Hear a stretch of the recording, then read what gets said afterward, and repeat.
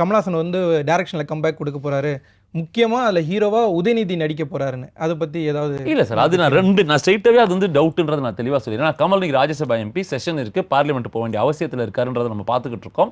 ரெண்டாவது, உதயநிதி இன்னைக்கு எதிர்க்கட்சி தலைவராக இருக்கார். இப்போ ஸ்டாலினும் ஜெயிச்சிருந்தாருன்னா ஸ்டாலின் எதிர்க்கட்சி தலைவராக இருந்திருக்க போகிறார், உதயநிதி கூட இருந்திருப்பார். அப்போ ஒரு பாசிபிலிட்டி நடிக்க வரலாம். ஆனால் உதயநிதி ரொம்ப தெளிவாக இருக்கார். நான் அரசியல் தான் எனக்கு முக்கியம், அரசியலை தாண்டி இப்போ நான் நடிக்க வரலன்றதை தெளிவுபடுத்திட்டாரு எப்போ துணை முதல்வராக இருக்கும்போதே. இப்போ விஜயும் வந்து என்ன சிக்கல்னா, நான் அரசியலுக்கு முழுசாக கால் எடுத்து வச்சுட்டேன், எனக்கு இனிமேல் அரசியல் தான் சினிமா கிடையாதுன்னு சொல்லும்போது எதிர்க்கட்சியில் இருக்கக்கூடிய இவர் ஒரு படத்தை நடிச்சார்னா அது தவறான கொனோட்டேஷன் வரும்ன்றது அவருக்கும் தெரியும்.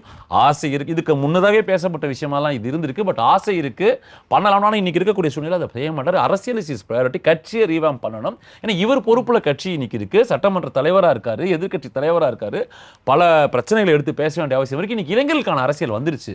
இன்னைக்கு அவங்க ரொம்ப தெளிவாக சொல்றாங்க, நீ ஏதாவது ஒன்று பண்ணுப்பா, நீ எதுக்குப்பா எல்லாத்தையும் வைக்கிறன்ற கேள்வி இன்னைக்கு சமூக வலைதளங்கள்லாம் வைக்க ஆரம்பிச்சிட்டாங்க. அது அவருக்கும் தெரியும், அவர் பொறுப்பு, அவர் உணர்ந்தவர், அவருக்கு அதுவும் வந்து விட்டு அவ்வளோ ஈஸியாக போயிட மாட்டார் உதய். ஸோ அவருடைய முழு மூச்சு என்னன்னா, வீழ்ந்த கட்சியை மேலே கொண்டு வந்து நிறுத்துவது, ஆளுங்கட்சி செய்யக்கூடிய தவறை வந்து கண்டிப்பது, கண்டனங்கள் அறிக்கைகள் விடுவது, இளைஞர் அணியை முன்னிறுத்தி மேலே கொண்டு வருது, அந்த இன்ஸ்டா அதெல்லாம் பலப்படுத்தும். இதெல்லாம் தான் என்னுடைய வேலை, அதெல்லாம் முடிஞ்சு போச்சு, நான் அதை தாண்டி வந்து விட்டேன் அப்படின்றது தெளிவாக சொல்றேன். கமல் ஃபேன்ஸு சரி, தலைவர் வந்து திருப்பி டைரக்ஷனில் வர போறாரு, உதயநிதி அவரோட ஃபேன்ஸ்க்கு கூட இன்னொரு படம் நடிப்பார் போல இருக்கு. வாய்ப்பு இல்லைங்க. நான் தெளிவாக சொல்றேன், உதய பொறுத்த மட்டும் அடுத்த 5 வருஷத்துக்கு 2029 பாராளுமன்ற தேர்தல் வருது, கட்சியை பலப்படுத்தணும். ஏன்னா இந்த தோல்வி அவங்க எதிர்பார்க்கல.